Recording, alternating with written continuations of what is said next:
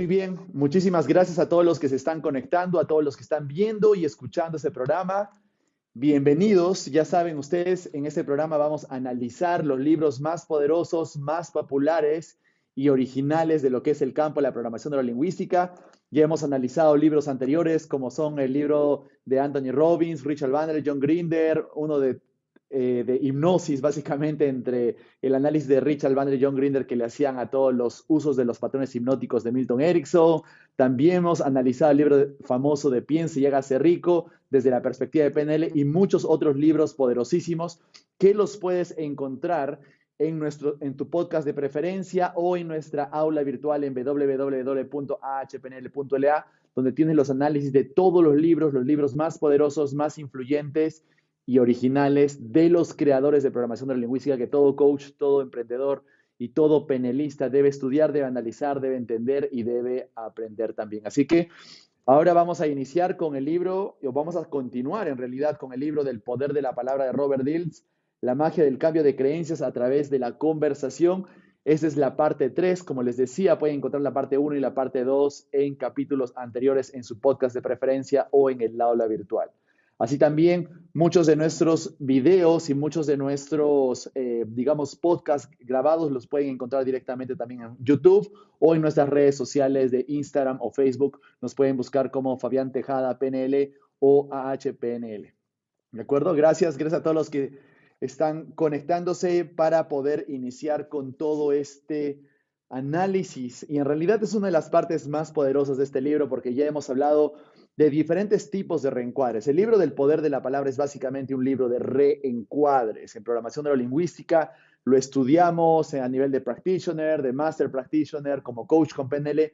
Estudiamos siempre los reencuadres. Es un término muy usual que nosotros lo hablamos de una forma un poco más estructurada, pero es que siempre se han venido utilizando en todo campo, ya sea hipnoterapia, terapia como tal, coaching como ahora se los estoy explicando, y también lo utilizamos en el campo de las ventas para reencuadrar y levantar una objeción de un cliente que todavía no se ha convencido de que debe adquirir el producto o servicio, etcétera, etcétera, etcétera.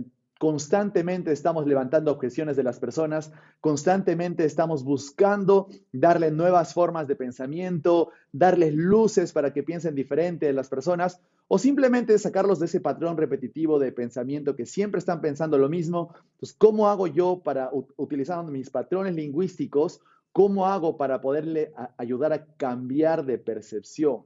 Que lo vea desde otro punto de vista, que aprenda algo nuevo, que pueda abrirse a pensar diferente para solucionar el problema, finalmente, ¿no? Entonces, ya hemos venido hablando el capítulo 1 y el capítulo 2 en podcasts anteriores. Ahora vamos a iniciar con la parte 3. Básicamente, los principios de encuadres que vamos a utilizar ahora está basado en lo que es valores, criterios y fragmentación.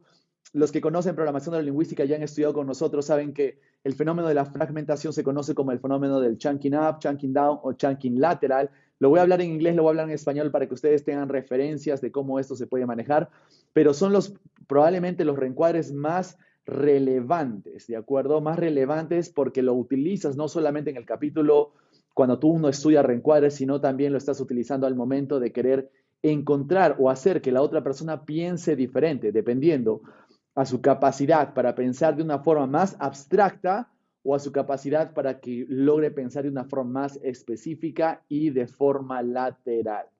¿De acuerdo? Así que vamos a hablar mucho de esto. Además, también es importante porque si tú quieres aprender a pensar críticamente, a pensar diferente, cuestionar tus propios pensamientos, incluso las creencias que tú consideras que son buenas creencias para ti, igual tenemos la fórmula para que tú puedas aprender a hacer esto. No hay forma de saber pensar críticamente si no sabemos hacer este tipo de reencuadres que se estudia en el campo de la programación neurolingüística. Así que, como siempre les digo, la programación neurolingüística es uno de los modelos de comunicación más poderosos y más efectivos de la actualidad, ¿no? Muchas maestrías en diferentes países como España, Estados Unidos, enseñan programación neurolingüística en el capítulo de comunicación, así que es por algo. Y aquí les voy a mostrar los patrones del poder de la palabra de Robert Dills, una leyenda con quien tuve la oportunidad de entrenarme, quien fue Robert Dills. ¿De acuerdo? Entonces, ahora vamos a ir con las formas de fragmentación. Como les digo, en los entrenamientos yo le enseño de esta forma como jerarquía de las ideas, pero no desde el punto de vista donde la persona desarrolla cierta flexibilidad de pensamiento, sino desde el punto de vista de cómo tú puedes utilizar estas herramientas para reencuadrar un problema, un pensamiento, una creencia limitante de la otra persona. ¿De acuerdo? Hay que separar un poco los contextos de cómo estamos aprendiendo cada herramienta. Dentro de las formas de fragmentación, les voy a leer un poco lo que dice Robert Dills. Los procesos de reencuadre alteran a menudo el significado de una experiencia o un juicio de refragmentarlo. En PNL, el término fragmentar significa reorganizar o fraccionar alguna experiencia en porciones mayores o menores. Podemos fragmentar hacia arriba, podemos fragmentar hacia abajo, ¿no? Chunking up, chunking down. Ahora, fragmentar hacia arriba significa desplazarse a un nivel de información mayor, más general, más abstracto. Sabemos de que si queremos fragmentar hacia arriba algo, queremos descomponer una idea y fragmentarlo hacia arriba, agruparlo hacia arriba, hacer chunking up, llegamos a un nivel más abstracto y ese nivel más abstracto definitivamente ahí se encuentran las intenciones, los valores y también muchos de los patrones hipnóticos ericksonianos, porque toda la hipnosis ericksoniana que genera trance es justamente porque generan abstracción, ¿no? Acabamos de terminar una certificación de hipnosis ericksoniana el fin de semana, tuvimos gente de toda parte del mundo, estuvo genial esa certificación, así que también es algo que te invito a que puedas aprender, ¿sí? Y por ejemplo, incluir los coches, trenes, barcos y aviones en una misma categoría de medios de transporte, ¿no? Entonces, hacer el chunking up es hacer este fenómeno, ¿no? O fragmentar hacia arriba. Tú puedes estar hablando de coches, autos, aviones, carros, bicicletas, patinetas, barcos. Pero ¿qué tienen todo esto en común? Podemos ir a un nivel superior. Quizás puede ser transporte, quizás puede ser movimiento, quizás puede ser rapidez. Entonces te das cuenta de que puedes agrupar todo esto e ir a un nivel más abstracto superior, ¿no? Quiero que entiendan ese tipo de pensamiento porque los másters en PNL lo dominan muchísimo, ¿de acuerdo?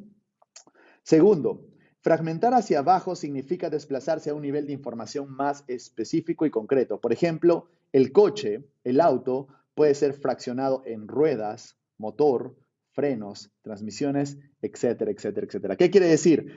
De que digamos que un auto o coche o barcos o cualquier digamos, vehículo, si tú haces el chunking up y lo llevas a un nivel de abstracción, digamos, a un nivel de abstracción, podemos hablar de transporte o medios de transporte o movimiento, ¿cierto? Ese es, digamos, estamos yendo a un nivel más abstracto. Pero si queremos ir a un nivel más específico, fragmentarlo hacia abajo, lo que hace el metamodelo en programación neurolingüística, entonces ya podríamos entrar a hablar de la marca del auto, ¿cierto? El diseño del auto, si es sedán o si no es sedán, ¿no? O podemos hablar de las llantas, o podemos hablar de los pernos de las llantas, o podemos hablar del color y la marca del color o de la pintura específicamente, ¿no? Entonces podemos ir a un nivel de especificidad donde tenemos múltiples opciones, ¿no? Entonces chunking up a un nivel de abstracción, fragmentarlo hacia arriba, chunking down, llegar a un nivel de especificidad, digamos, fragmentarlo hacia abajo, ¿no? En pequeñas partes. Y también lo que tenemos es el fragmentar lateralmente, en donde podemos encontrar dos ejemplos en el mismo nivel de información. Por ejemplo, conducir un coche puede asimilarse a montar un caballo, ir en bicicleta o navegar a vela, ¿no? Entonces, ¿qué quiere decir chunking lateral o fragmentar lateralmente? Simplemente es generar analogías o comparaciones de otras cosas o de otras opciones que podrían cumplir la misma intención del original. Por ejemplo, si nosotros analizamos el auto y queremos ir a un nivel de abstracción mayor y podemos hacer chunking up y el auto significa movimiento, ¿qué otras formas de movimiento tenemos? Podremos transportarnos en caballo, en bicicleta, en un barco, etcétera. Entonces podemos ir a un nivel lateral. ¿Se han dado cuenta? Es un nivel lateral de lenguaje. Esto es bien importante porque todo coach debe saber manejar su lenguaje para que pueda llevar al cliente de forma abstracta, de forma específica, de forma lateral, y lograr eso requiere maestría. Cuando tengas esa maestría, puedes ayudar a que el cliente rompa sus patrones de pensamiento simplemente porque puede romperlos de forma superior, inferior y lateral. Quiero que entiendan eso muy bien porque es clave para hacer pensamiento crítico o critical thinking que aprendemos en el Master Practitioner, ¿de acuerdo? Entonces, quiero que piensen. Muchas personas piensan en los mismos niveles y piensan siempre de la misma forma. Es por eso que se convierte en una creencia limitante. Una creencia limitante es una forma de pensar limitada en la parte superior, inferior y de los costados o de forma lateral. Así que quiero que vean, esto influye bastante en lo que es pensamiento y patrones lingüísticos. Luego, hay una frase, una metáfora que me gusta mucho, ¿no? Que es una metáfora que la utilizamos para enseñar a la persona de que a veces debe dejar de hablar de forma abstracta y hablar un poco más específico o debe empezar a pensar en específico primero, ¿no? Entonces, siempre hago esa pregunta, ¿no? ¿Cómo se come un elefante? ¿No? Y ¿cuál sería la respuesta? A pedazos, a trozos, ¿no? Entonces, esa es una forma. Si tú quieres comerte el elefante podría ser el punto de abstracción. ¿Cómo lo haces? Por pedazos. Es lo mismo que atacar un problema. Un problema se trabaja mejor, digamos, en muchas de las otras terapias o tecnologías, no solo en PNL. ¿Ah? También estamos hablando de EFT, estamos hablando de hipnoterapia. Cuando abordas el problema, o digamos el problema que está en un nivel abstracto, por ejemplo, tengo mucho miedo, ese es el problema, y lo llevamos a un nivel, digamos, mucho más específico. ¿Miedo a qué específicamente? Y encontrar diferentes trozos y los diferentes trozos que han llevado a que el cliente tenga el problema, podemos abordarlos o resolverlos, ya sea con Timeline Therapy, EFT, PNL, etcétera, etcétera. Así que quiero que tengan en cuenta esto porque sí o sí, para resolver el problema lo tenemos que dividir en pequeños trozos y atacar esos pequeños trozos específicamente. Así es como se resuelve un gran problema, ¿de acuerdo? Nunca los problemas se desarrollan de un nivel de abstracción. Si un cliente te dice, tengo depresión, es muy abstracto. ¿Depresión a qué? ¿Cómo específicamente? ¿Cómo lo sientes? ¿Qué es para ti depresión? ¿Cuál es tu estrategia? ¿Qué es lo que piensas? ¿Qué es lo que imaginas? ¿Qué es lo que sientes? ¿Qué es lo que te dices? ¿Qué recuerdas específicamente que te ha llevado a tener ese gran problema? Entonces siempre tenemos que hacer chunking down. Eso es lo que hace el metamodelo, este modelo de preguntas específicas para extraer información que tenemos en programación neurolingüística, ¿no? Entonces, quiero que entiendan eso muy bien porque muchas de las personas quieren solucionar un problema muy abstracto. Tengo miedo, tengo ansiedad, tengo depresión o una creencia limitante. No puedo hacerlo. Es muy abstracto. Tienes que llevarlo a un nivel de especificidad mucho más pequeño para que puedas abordar cada detalle que tengas que abordar para solucionar y resolver el gran problema. Así que quiero que piensen bajo esa mentalidad, porque si estás escuchando y estás viendo esto, sabes de que esto es importante, ¿no? Esto es lo que hacemos en los entrenamientos. Luego, descubrir la intención subyacente en determinado comportamiento o creencia, por ejemplo, es considerado en PNL como el resultado de la capacidad para fragmentar hacia arriba, es decir, para identificar la categoría más amplia de la que el juicio o comportamiento son la expresión. Por ejemplo, protección, reconocimiento, respeto. ¿De acuerdo? Eso quiero que entiendan. Cuando tú llevas a un nivel de intención, todas las respuestas van a estar en el campo de abstracción, ¿no? Si es algo que responde, por ejemplo, a una persona que de repente, digamos, quiere comprar un carro, ¿de acuerdo? Y tú le podrías preguntar con qué intención, con qué propósito, y la persona te responde porque quiero llegar más rápido al trabajo. ¿Con qué intención? ¿Con qué propósito? Porque la verdad quiero sentirme seguro. ¿Con qué intención? ¿Con qué propósito? Seguridad. Entonces, seguridad vendría a ser digamos, esa intención o valor o criterio abstracto sobre el quiero comprar un carro. Y cuando tú utilizas esta metodología en hacer reencuadres, funciona bastante bien, porque puedes crear más opciones, puedes hacer que el cliente se dé cuenta de que si obtiene su valor o su intención, puede encontrar otras opciones. Así que quiero que lo entiendan muy bien, a eso se refiere con intención. Ahora, hemos hablado, en el ejemplo que les he dicho, he hablado de seguridad. Ahora, ¿qué significa seguridad? Seguridad significa millones de cosas para millones de personas. Es diferente. ¿Te has dado cuenta? Por eso es abstracto. Puede tener miles de significados. Eso quiero que entiendan. Ahora, Redefinir requiere las capacidades adicionales de fragmentar hacia abajo y fragmentar lateralmente. ¿Qué quiere decir? Que una vez que encontramos la intención más alta, nosotros podemos utilizar la intención más alta para utilizarlo en niveles más específicos. Lo que quiere decir, digamos, yo tengo un cliente que viene a una sesión, bueno, he tenido varios en este modelo, ¿no? Quiero comprarme un carro, ese es mi objetivo SMART. ¿Y con qué intención? ¿Para qué propósito? Y me dieron muchas intenciones, ¿no? Algunos compran el carro con la intención de mostrarse más seguros, otros con la intención de darle seguridad a su familia, otros con la intención de llegar más rápido al trabajo, otros con la intención de invertirlo porque van a empezar a alquilar autos. Entonces, no es el hecho de comprar el carro, es, digamos, es abstracto, pero podemos llegar a un nivel mucho más abstracto, ¿no? ¿Cuál es la intención que motiva a la persona a ejecutar esa acción? ¿No? Entonces, digamos que el cliente quiere comprar un carro y quiere ver otras opciones. Entonces, si yo encuentro que la intención que tiene la persona es invertir y digamos que la intención o el valor es invertir, ¿qué pasaría si yo le muestro otras ofertas o promociones de carros que le van a rendir mucho mejor en su inversión?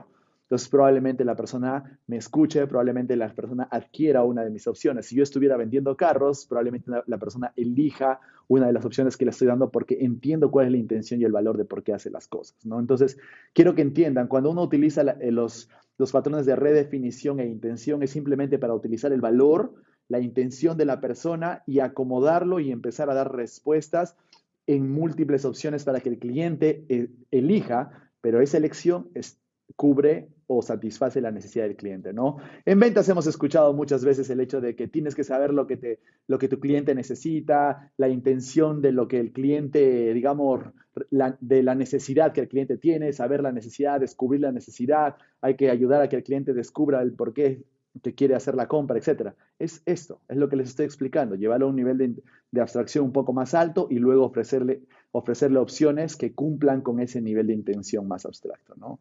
Si el cliente está buscando seguridad al comprar un carro, probablemente mis opciones para comprar, para mostrarle las camionetas más grandes, más duras, más resistentes y más todo eso porque está buscando seguridad, ¿cierto? Entonces probablemente, mire, tengo la camioneta precisa que es muy segura, muy fuerte, muy resistente, entonces probablemente la persona diga, digamos, decida por esa camioneta, ¿no? Entonces, es bastante fácil de utilizar esto. Los vendedores, los buenos vendedores lo utilizan muchísimo. Todos han sido entrenados en Penly y en lenguaje, así que esa es una habilidad que todos nosotros debemos tener.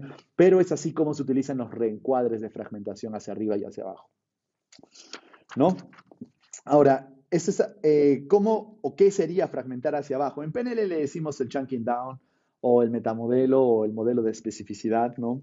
Los procesos de fragmentar hacia arriba y hacia abajo pueden también ser aplicados directamente a una afirmación, a un juicio, a una creencia, para modificar así el modo en que son percibidos y para reencuadrarlos. El patrón de fragmentar hacia abajo en el poder de la palabra, por ejemplo, implica reducir los elementos de un juicio a una afirmación o fragmentarlos en más pequeños. El ejemplo clásico, ¿no? Por ejemplo, digamos, una persona viene con el problema, tengo miedo. Es muy abstracto. ¿Miedo a qué? ¿A las ratas? ¿A los ratones? ¿A qué tienes miedo? ¿A las cucarachas?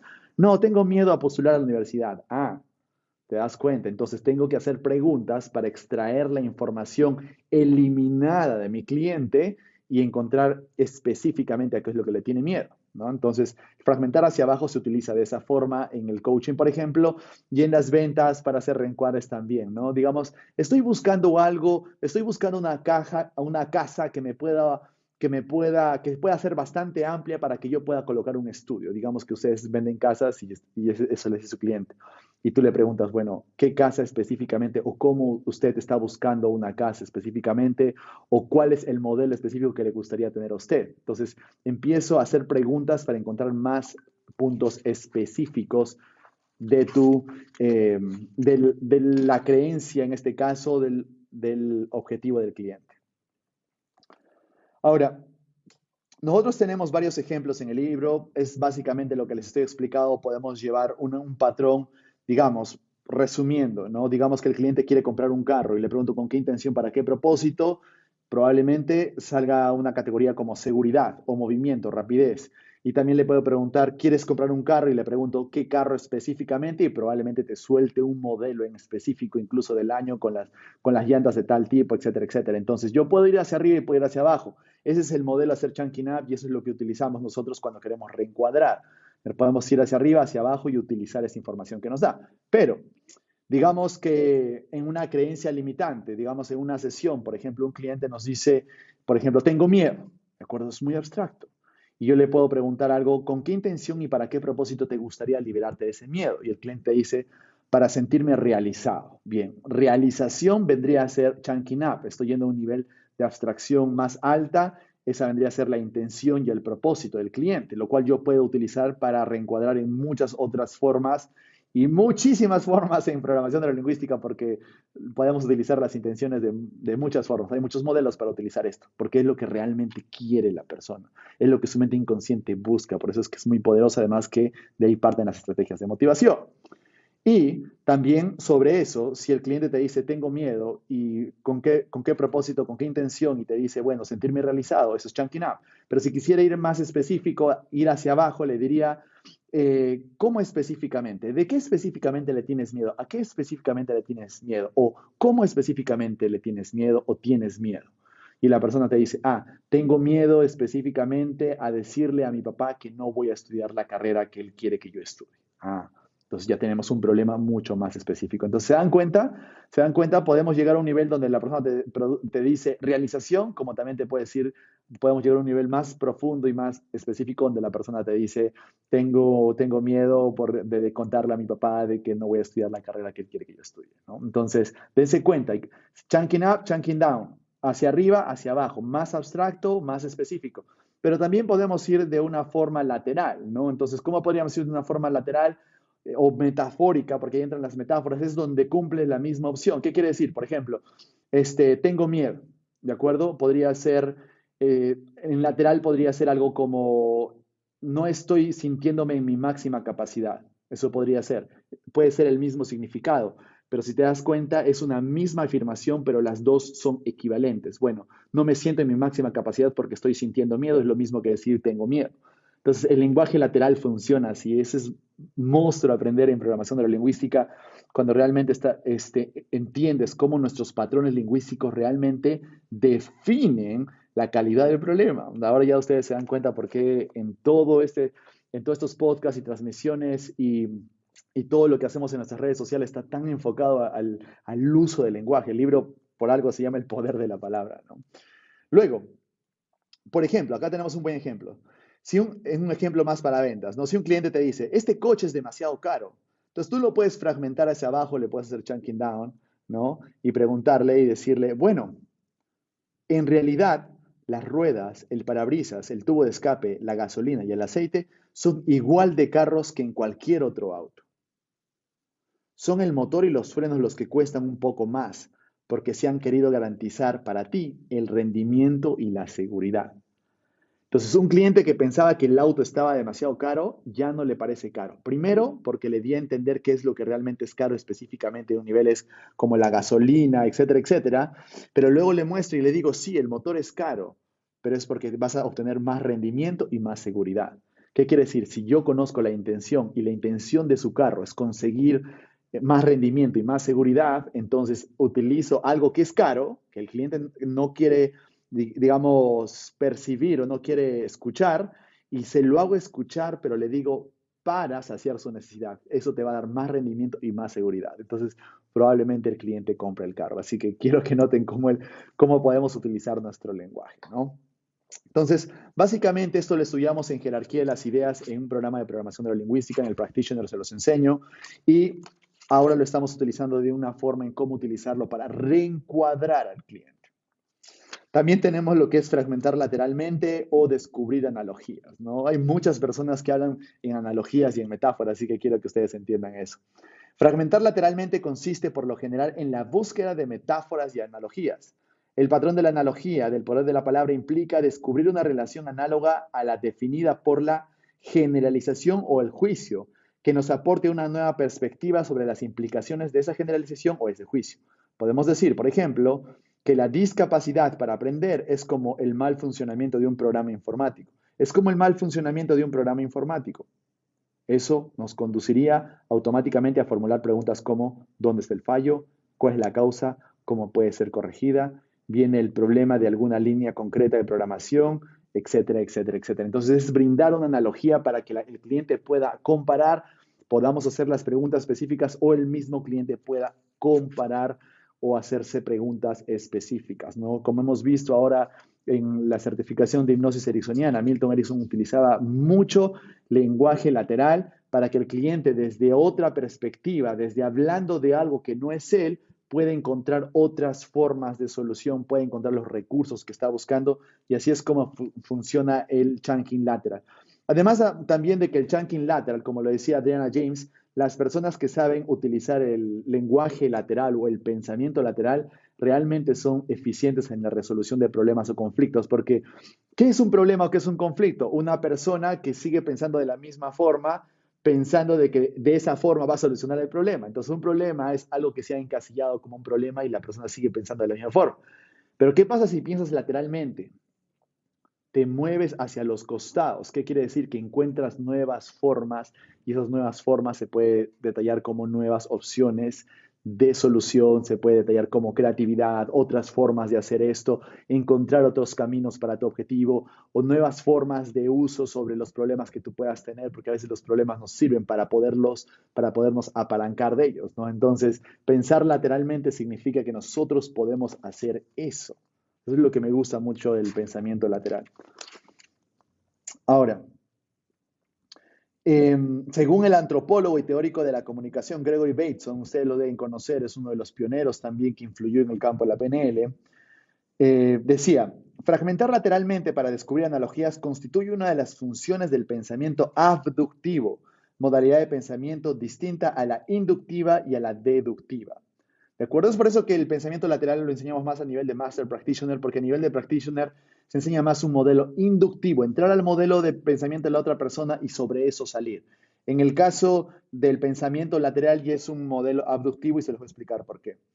El razonamiento deductivo comporta formular predicciones acerca de determinado objeto o fenómeno basándose en la clasificación. Como en el caso de la lógica del tipo de sí, entonces, la deducción implica fragmentar hacia abajo, ¿no? ¿Qué quiere decir? Por ejemplo, un lenguaje deductivo funciona algo así.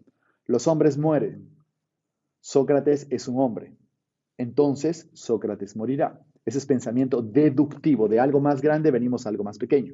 El pensamiento inductivo es de algo más pequeño sacamos conclusiones a algo más grande.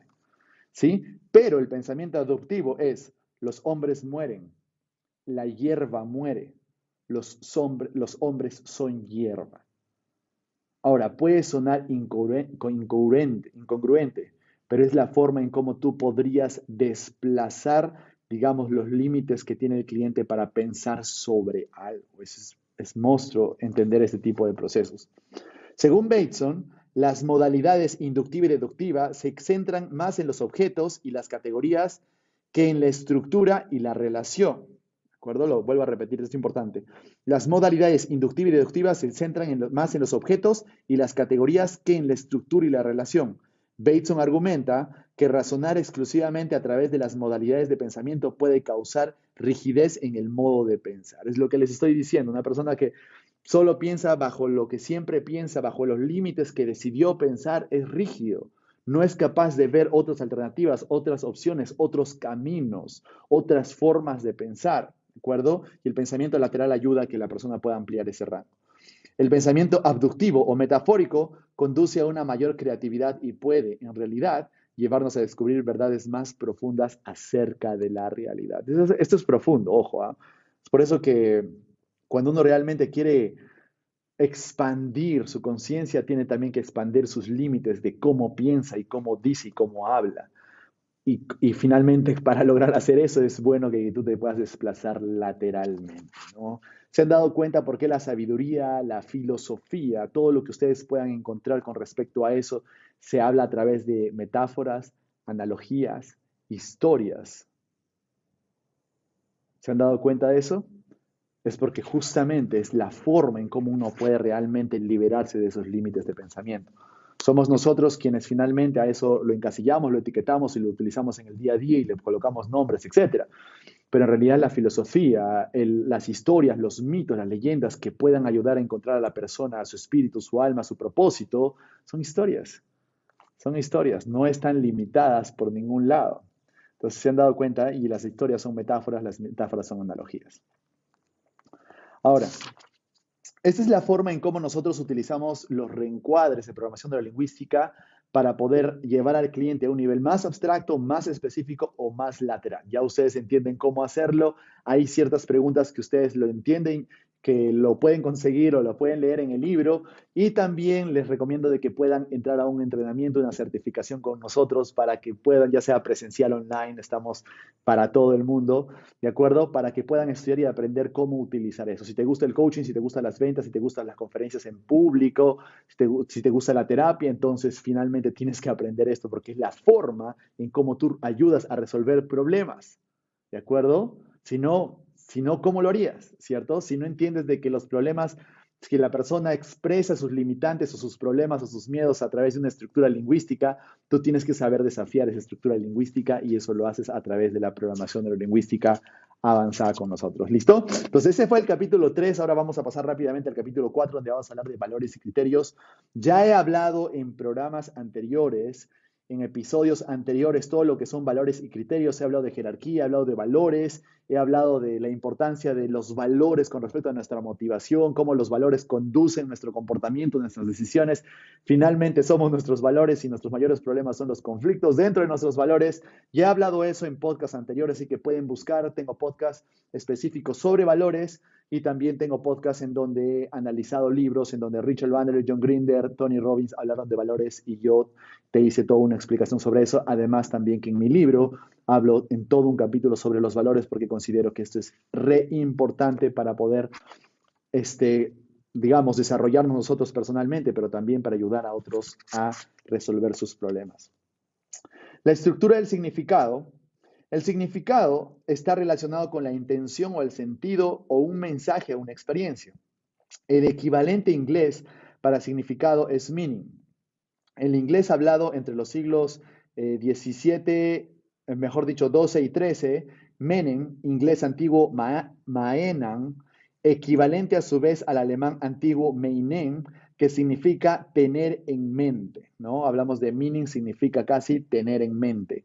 Así pues, meaning como significado significa la palabra significado como tal y se refiere a las representaciones internas asociadas con estímulos y acontecimientos externos. Así que quiero que entiendan eso. Significado es básicamente las asociaciones que haces internamente de las experiencias externas. Por eso que mucho hablamos de que es el significado que tú le das a las experiencias lo que conduce tu comportamiento. Es por eso que de esta forma es como lo enseñamos en programación de la lingüística.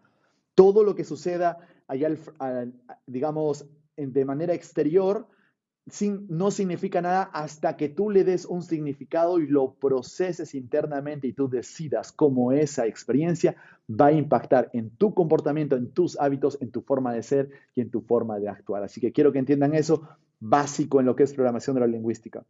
Los modelos y los procesos de PNL, como los del poder de la palabra, fueron desarrollados con el objetivo de explorar y descubrir cómo simbolizamos, significamos o representamos los datos empíricos, cómo interpretamos esos datos y les damos un significado interno en nuestros mapas mentales y el mundo, es decir, cómo construimos a partir de ellos el sentido. Desde la perspectiva de la PNL, el significado es una función de la relación entre mapa y territorio.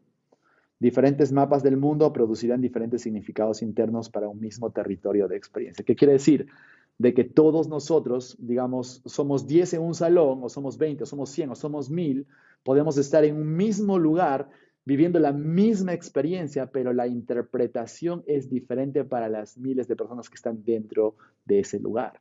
Eso es lo que quiere decir, ¿de acuerdo? O sea, el mapa no es el territorio, es una presuposición básica y clásica de lo que es programación neurolingüística. Así también, sentir el éxito es una experiencia distinta a visualizarlo o hablar de él. Cambiar el color, el tono, la intensidad, la cantidad de movimiento, etcétera, las cualidades de sus modalidades y las representaciones internas alterará también el significado y el impacto de determinada experiencia. ¿Por qué es importante esto? Porque el significado está enlazado, relacionada o construida bajo ciertos códigos que hacemos en nuestra mente inconsciente, ¿cierto? Y esos códigos son lo que nosotros llamamos submodalidades, no son las subcaracterísticas de las modalidades. ¿Qué quiere decir? Por ejemplo, cuando tú guardas una experiencia en tu mente inconsciente, la guardas en alguna parte, en alguna ubicación de cierto tamaño, tiene cierto color o no tiene color, tiene un marco o no tiene, es lejos, es cerca, te ves dentro, te ves fuera, que esos vienen a ser las submodalidades, ¿no? Son las características que tienen la experiencia como tal en tu mundo subjetivo, en tu mente inconsciente. ¿Qué quiere decir? Por ejemplo, si yo te pregunto algo como, ¿qué es lo más rico y lo más delicioso que has comido en toda tu vida? Entonces, probablemente tú tienes una imagen, ¿no? Has tenido que generar esa imagen para poder responder la pregunta. Entonces, tienes esa imagen, de repente, digamos, es una torta de chocolate. Entonces, esa torta de chocolate quizás tiene color, ¿cierto? Probablemente esté cerca a ti, probablemente sea grande, probablemente sea jugosa, probablemente tenga brillo, probablemente sea nítida, ¿cierto? Entonces, esas son las modalidades para que genere gusto en una persona, pero es como hemos codificado esa experiencia. Pero para una persona que quizás la torta de chocolate no es significativa, probablemente se le imagine lejos, se le imagine opaco, simplemente no tenga una representación interna para eso, ¿no? Entonces, todas las experiencias significativas tienen un significado codificado y nosotros lo hacemos a través de las submodalidades o las reconocemos también a través de las submodalidades. ¿De acuerdo? Así es importantísimo entender eso. Uno de los principios fundamentales de la PNL consiste en que para el receptor el significado de toda comunicación consiste en la respuesta que suscite en él, sea cual fuere la intención del comunicador. ¿Qué quiere decir? Que una persona recibe un mensaje basado en su modelo del mundo interior, no basado a lo que la otra persona dijo. ¿Sí? Yo puedo tener dos personas acá y a las dos personas les puedo decir, tú puedes, y a la otra persona también le digo, tú puedes. O la otra persona tiene un modelo subjetivo, un poco más pesimista y de falta de merecimiento y probablemente te diga, no, tú solo lo dices, Fabián, para quedar bien conmigo. La misma palabra, la misma experiencia. Pero de repente voy a la otra persona y le digo, oye, tú puedes. Y la otra persona quizás tiene programas subjetivos como Fabián siempre me apoya y es mi mejor coach y siempre siempre me ha llevado a lograr mis objetivos y además yo puedo hacerlo. Entonces, probablemente la otra persona me diga, tienes razón, Fabián, yo puedo hacerlo, voy a alcanzar el objetivo. Entonces, es la misma experiencia, es el mismo patrón lingüístico, son las mismas palabras, el mismo tono de voz, pero el significado de ambas palabras para las personas han sido diferentes por su modelo subjetivo, por lo que piensan, por lo que tienen dentro. Entonces, quiero que ustedes noten esa diferencia. Es lo que básicamente, si alguna vez te has sentido ofendido por algo que alguien te dijo, es quizás tu modelo del mundo lo que interpretó mal el mensaje y nunca el mensaje como tal, ¿no? Es por eso que los invito, realmente los invito a que puedan estudiar PNL con nosotros. Ustedes van a poder entender cómo esto funciona y darse cuenta y ser conscientes de que todos hacemos esto, todos hacemos esto. Fundamentalmente, el significado es producto de nuestros valores y nuestras creencias limitantes, ¿no? Entonces, ese significado que le damos es producto de nuestros valores, nuestras creencias, lo que pensamos y lo que nosotros sentimos como que es más importante para nosotros. Dentro de los valores y la motivación, este extracto es monstruo, ¿no? Nos dice, según el diccionario Webster, los valores son principios, cualidades o entidades que resultan intrínsecamente valiosos o deseables. En su origen, el término valor se refería a la valía de algo, sobre todo en términos del sentido económico, el intercambio comercial, etc. Bajo la influencia de filósofos como Nietzsche, el uso del término se amplió en el siglo XIX hasta incluir una interpretación más filosófica. Pasamos de el valor de algo en la comercialización, en la transacción, a algo mucho más filosófica, abstracta y de más valor. Estos filósofos acuñaron el término axiología, que en griego sería axios, que significa valioso, para referirse al estudio de los valores. Por eso que la primera persona que empezó a hablar de los valores fue Nietzsche. Y Nietzsche tenía una apreciación de los valores como las personas son capaces de cambiar conscientemente sus valores.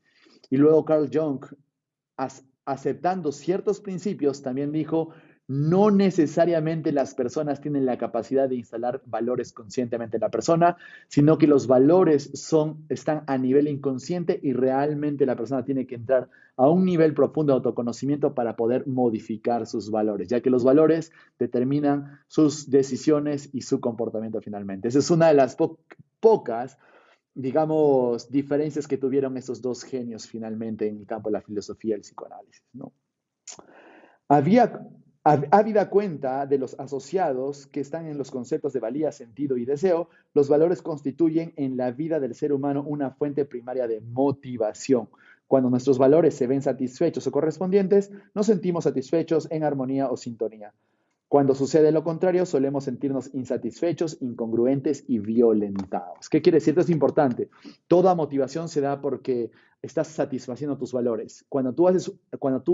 Digamos, te pones en una posición para encontrar tus estrategias de motivación, primero tienes que encontrar tus valores, porque tienes que saber tus valores es para que puedas descubrir qué es lo más importante para ti y por tanto vas a descubrir qué es lo que realmente te motiva y qué te da eso que te motiva a ti. Entonces, no hay forma de encontrar estrategias de motivación si no conocemos nuestros valores. Y los valores no es algo consciente, como dije, como dijo Carl Jung, es algo inconsciente, hay que saber trabajar eso. En el Master Practitioner nos trabajamos 4 días, 10 horas, o sea, 40 horas para que nosotros podamos trabajar con los valores. Las personas no saben qué es lo que quieren, ¿de acuerdo? Y quiere decir que no saben cuáles son sus valores. Y si saben cuáles son sus valores, probablemente han estudiado con nosotros en la HPNL, ¿no? Porque hay que saber trabajar sobre eso. No es tan sencillo, ¿de acuerdo? Es por eso los invito. Ahora, supongamos que alguien transgrede tus valores, está transgrediendo tus límites. Y transgrede tus límites te genera conflictos, te genera ira, te genera cólera. ¿Cierto? Entonces, así como los valores nos motivan, cuando alguien trasciende nuestros valores, nos hace que nos alejemos o que enfrentemos si es que se está, digamos, traspasando nuestros límites. Quiero que entiendan bien eso. Estamos constantemente tomando decisiones a través de nuestros valores. ¿Por qué es importante esto en el campo de los reencuadres y el poder de la palabra? Porque si tú encuentras cuál es el valor de la otra persona, qué es lo más importante para la otra persona, pues entonces entiendes qué es lo que realmente está buscando y puedes ofrecerle lo que realmente está buscando y tu producto y tu servicio tiene que satisfacer eso que realmente está buscando. Básicamente, tus valores. Esto se utiliza muchísimo en ventas. En líneas generales, podemos hacer las preguntas, ¿no? ¿Qué es lo que te motiva? ¿O qué es lo que te mueve a la acción? ¿O qué te saca de la cama por la mañana? Y la pregunta que más me gusta y lo utilizamos más a seguido frecuentemente es, ¿qué es lo más importante para ti? ¿De acuerdo? Y obviamente las respuestas tienen que ser abstractas en términos de valores como éxito, reconocimiento, responsabilidad, placer, amor, logro, creatividad, etcétera, etcétera. Son ejemplos de valores. Lo mismo que les expliqué hace unos minutos cuando les hablé de fragmentar hacia arriba y descubrir la intención. ¿De acuerdo? La intención, la respuesta a la intención del cliente es su valor. Es lo mismo, ojo, pero lo estamos aplicando en campos o en contextos diferentes. Entonces, los criterios en PNL o los valores son a menudo equiparados con los valores son equiparados con lo que conocemos como criterios, aunque ambos conceptos no sean del todo sinónimos. Los valores están relacionados con lo que queremos o deseamos, los criterios en cambio lo están con los estándares y las pruebas que aplicaremos para tomar decisiones y formular juicios. ¿De acuerdo? Esto es importante. Este es algo más histórico, por así decirlo, porque la PNL tradicional hablaba de criterios, ¿no? Hablaba de criteria, ¿no? El por qué hace lo que hace la persona, por qué decide lo que decide, ¿cierto? Pero mientras fue evolucionando la programación de la lingüística, se dejó de llamar criterio y ahora se llama valores. En PNL avanzada lo consideramos como valores, pero es básicamente lo mismo, ¿de acuerdo? Es lo que motiva tus decisiones y a tus comportamientos. Así que es de esta forma en cómo ustedes pueden utilizar los valores. Ahora quiero darles un ejemplo que es bastante bueno, ¿de acuerdo? Como para que ustedes entiendan de que si los valores es algo muy abstracto y al ser muy abstracto es, digamos, nos podría hacer divagar en el pensamiento, en cierto sentido, ojo. Entonces, ¿cómo podríamos nosotros definir cuál es la realidad para la persona que hace que exista un valor, algo muy abstracto que no puedes definir, no puedes tocar? ¿Sí? Digamos, tú no puedes tocar el éxito, tú no puedes tocar el reconocimiento, pero sí tienes algo que significa reconocimiento para ti en el mundo terrenal, material, que puedas, digamos, escuchar, ver y sentir y que te haga pensar de que materialmente te está haciendo sentirte reconocido. Quiero que entiendas, esto es poderosísimo porque esto es básicamente parte de la filosofía, ¿cierto? ¿Qué es realidad, qué no? Lo real es real, realmente la realidad existe. Esto responde un poco a las preguntas, pero lo vamos a llevar desde la parte de reencuadres, PNL y el poder de la palabra, ¿no? Entonces, escuchen este ejemplo, es muy buen ejemplo. ¿Cómo te llamas? Entonces, Lucy responde, Lucy. Le pregunto, ¿y cómo sabes que te llamas así? Ella responde, bueno, así me han llamado toda mi vida. Yo le pregunto, ¿y cómo sabes, estando ahí sentada, que así es como te han llamado toda tu vida? ¿Acaso oyes voces? Ella responde, sí, oigo una voz que me dice, me llamo Lucy. Le pregunto, si no tuvieras esa voz que te dice que te llamas Lucy, ¿cómo sabrías que ese es tu nombre? Ella responde, veo un cartel ante mis ojos con la palabra Lucy, escrita en él. Luego le pregunto, si no pudieras ver ese cartel, o si estuvieras tan borroso que no pudieses leer el nombre, ¿cómo podrías saber que te llamas Lucy? Ella responde, no podría hacerlo. Le pregunto, y si vieras muchos carteles con nombres distintos, ¿cómo sabrías que el que lleva escrito Lucy es el tuyo? Y ella responde, es un sentimiento. Esto nos habla mucho más de lo que textualmente nos dice, porque finalmente nosotros sabemos qué es lo correcto cuando lo sentimos. A veces ni siquiera lo podemos poner en palabras, ni siquiera lo podemos representar, pero lo podemos sentir. Entonces, nuestras estrategias de realidad tienen mucho que ver con nuestros canales visual, auditivo y kinestésico como quizás el más importante. Quizás el más importante, ¿de acuerdo? Por eso dice, es un sentimiento. Como dice Robert Dills, este ejemplo ilustra algunas características comunes de la estrategia realidad. La persona sabe que Lucy es realmente su nombre porque dispone de múltiples sistemas de representación cruzados. ¿Qué quiere decir? Que tiene muchas formas de comprobar su estrategia de realidad de que realmente se llama Lucy. Ahora, este tema es bastante, digamos, completo y de cierta forma complejo de entender. Se los voy a detallar más específicamente en el siguiente programa porque hay que abordar muchas cosas. Lo que quiero que sepas ahora es de que nosotros tenemos nuestras estrategias de realidad, o sea, nosotros inconscientemente necesitamos cumplir ciertas condiciones o requisitos para saber y sentir de que algo es real. Es por eso que a algunas personas lo que les parece real, o a otras personas no. Otras personas dicen tengo que ver para creer, otras personas no. Otras personas dicen que lo tienen que sentir. Quizás para unas personas es más fácil recrear algo y luego les pueda parecer real. Quizás a otras personas no. Todo va a depender de ciertas condiciones, digamos, metaprogramas, o propiamente dicho en términos de PNL, que nos permiten a nosotros saber cuál es nuestra estrategia de qué es real para nosotros. En términos de PNL ¿sí? Es la siguiente relación para que digamos, la siguiente relación incluye alguno de los medios por lo que las personas saben que algo ha sucedido realmente. O sea, ¿cómo tú sabes que algo real es realmente real? Para ti, ojo, es diferente para todas las personas. Pero ¿cómo podría ser para ti? Tienes 9 puntos importantes. Primero, el tiempo. Segundo, implicación de múltiples sistemas de representación, como el ejemplo que les acabo de dar. Tercero, submodalidades. Cuarto, continuidad. Quinto, probabilidad. Sexto, contexto. Séptimo, congruencia, que está muy relacionado con la sensación y alineamiento. 8, meta recuerdo. Y 9, claves de acceso, ¿no? Entonces, esas son las 9 condiciones de estrategias de realidad para que uno sepa qué es real o qué es no. No a todos les toca pasar por esos 9 filtros para saber que algo es real, pero de cierta forma digamos, tenemos ciertas preferencias en nuestro sistema nervioso para poder determinar qué es real y qué no. Por eso es que hay personas, tú les puedes mostrar algo o contarles algo, algunos creen, algunos no, algunos lo creen a la tercera, algunos a la quinta.